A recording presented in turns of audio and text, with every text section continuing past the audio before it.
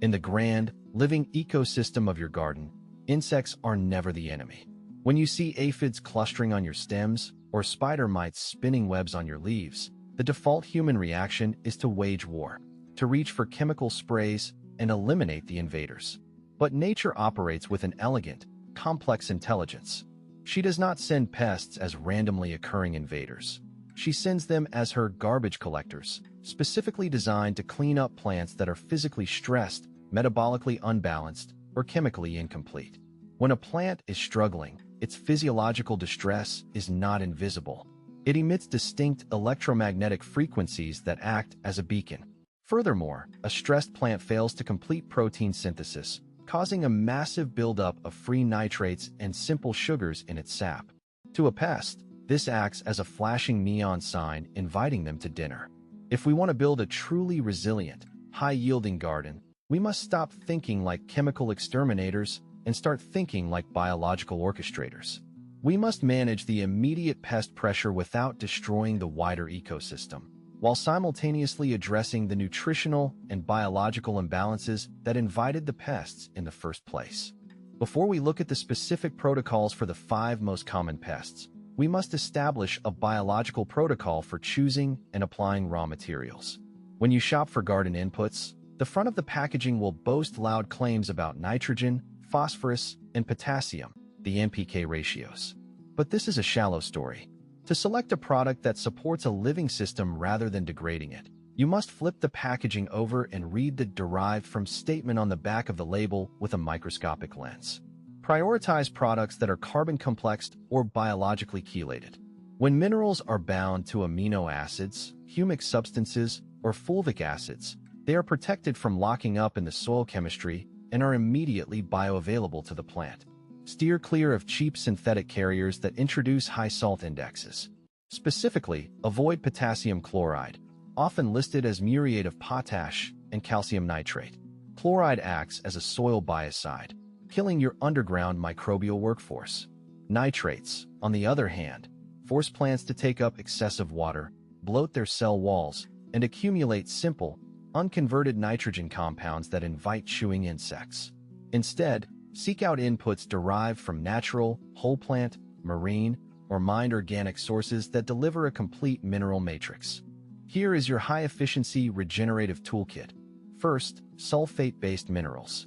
Look for potassium sulfate, K2SO4, instead of potassium chloride, and use magnesium sulfate, commonly known as Epsom salts, manganese sulfate, zinc sulfate, and iron sulfate.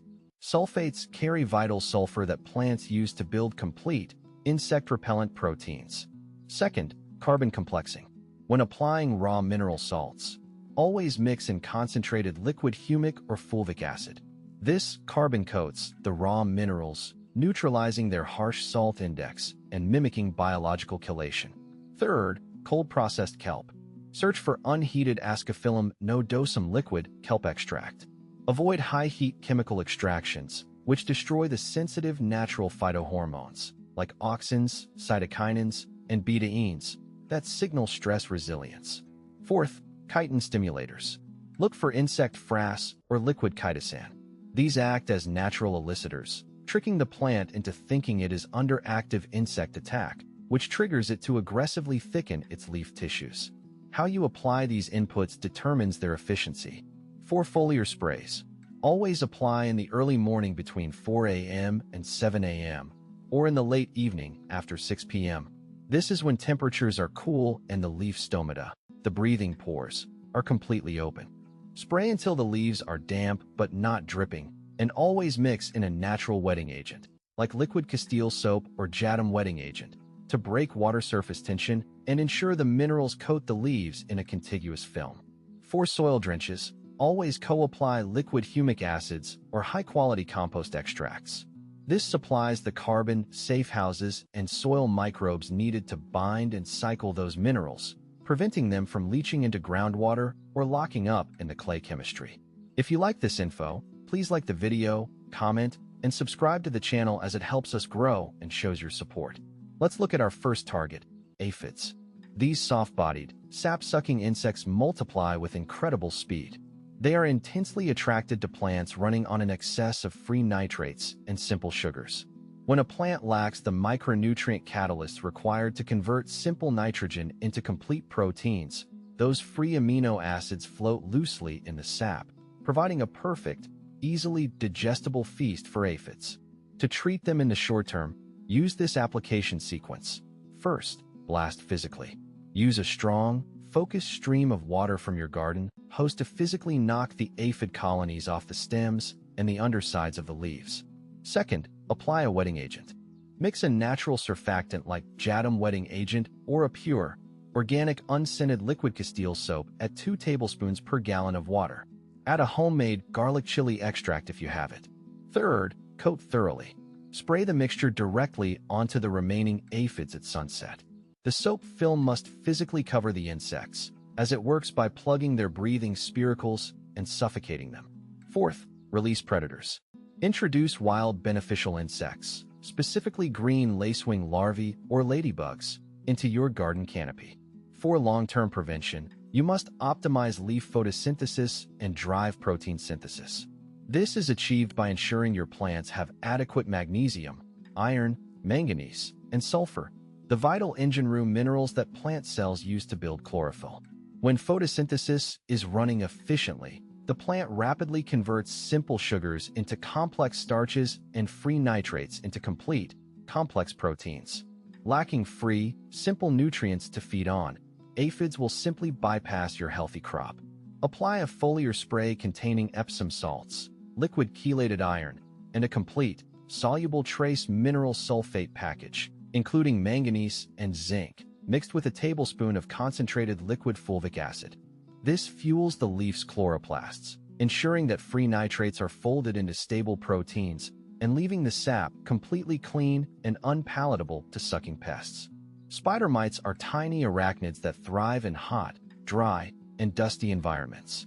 They feed by piercing individual plant cells and sucking out the contents, leaving behind fine webbing and a dry, speckled appearance on leaves. Mites target plants that are experiencing subtle, under-the-surface drought stress, which alters cellular osmotic pressure and weakens the leaf's outer protective membranes. Short-term treatment application sequence. First, increase ambient humidity. Thoroughly mist your plants and pre-wet the soil to suppress the dry, dusty microclimates that spider mites require to multiply. Second, mix a natural miticide. Mix Jadam sulfur at a low, gentle rate of 1 to 2 milliliters per liter of water, combined with JWA or Castile soap as your sticker. Third, spray leaves underneath. Direct your spray wand upward to completely saturate the undersides of the foliage where spider mites establish their dense colonies. Fourth, deploy predatory mites.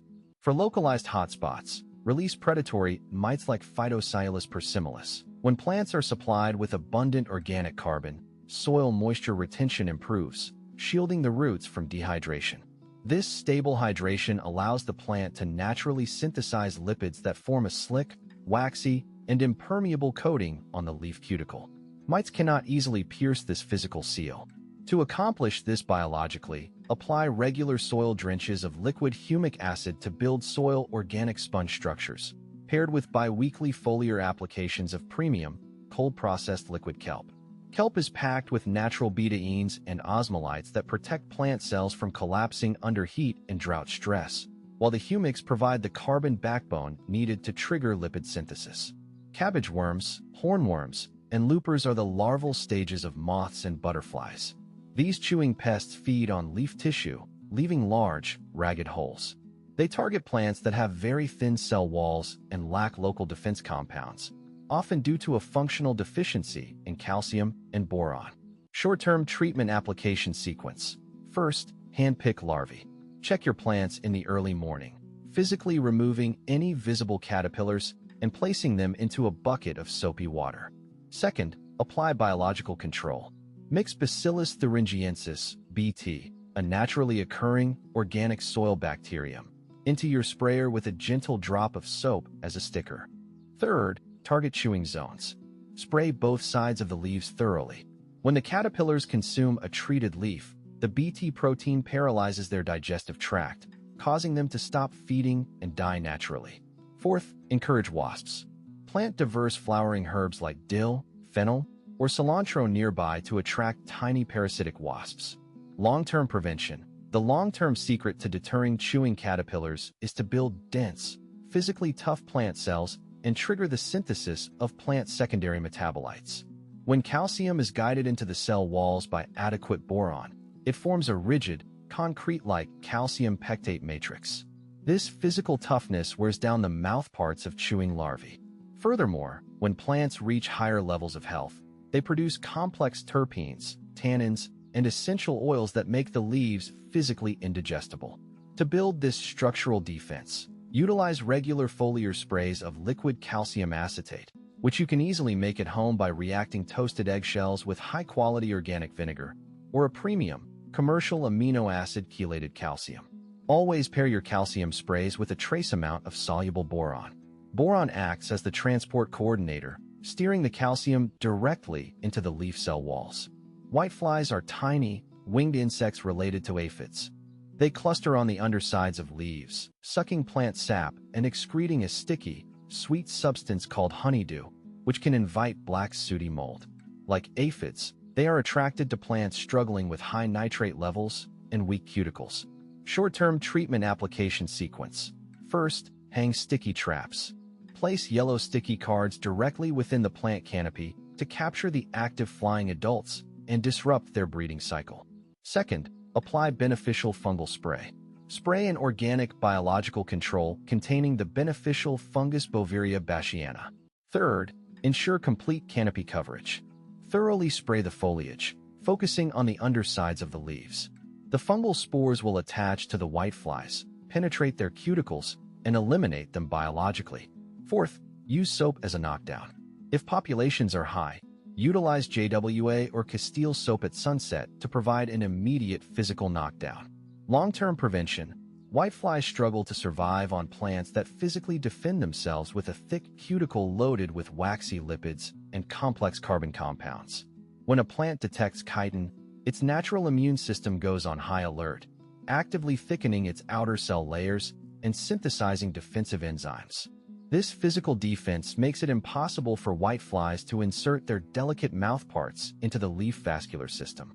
To mimic this elicitation response, apply regular soil drenches of organic insect frass or foliar spray your plants with a highly diluted solution of raw liquid chitosan.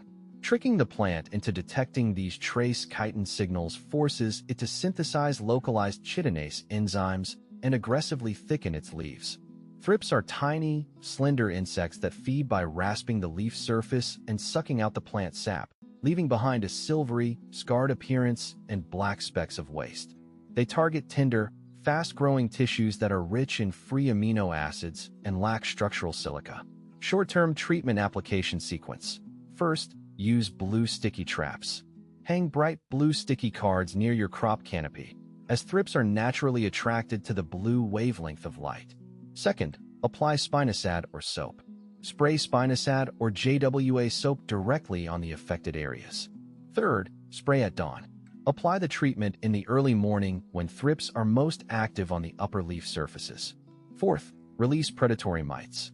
Inoculate the canopy or soil line with predatory mites like Amblysia swirsky. Long-term prevention. To permanently prevent thrips, you must build high structural integrity within the outer leaf cells using silicon and calcium.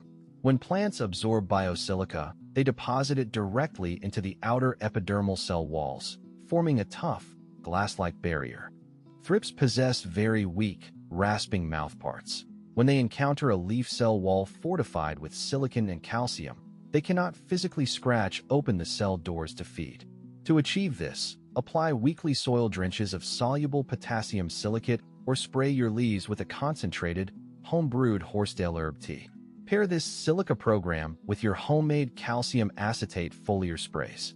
This deposits a glass-hard armor plating directly over the outer leaf cells, blunting the rasping mouthparts of thrips and leaving them unable to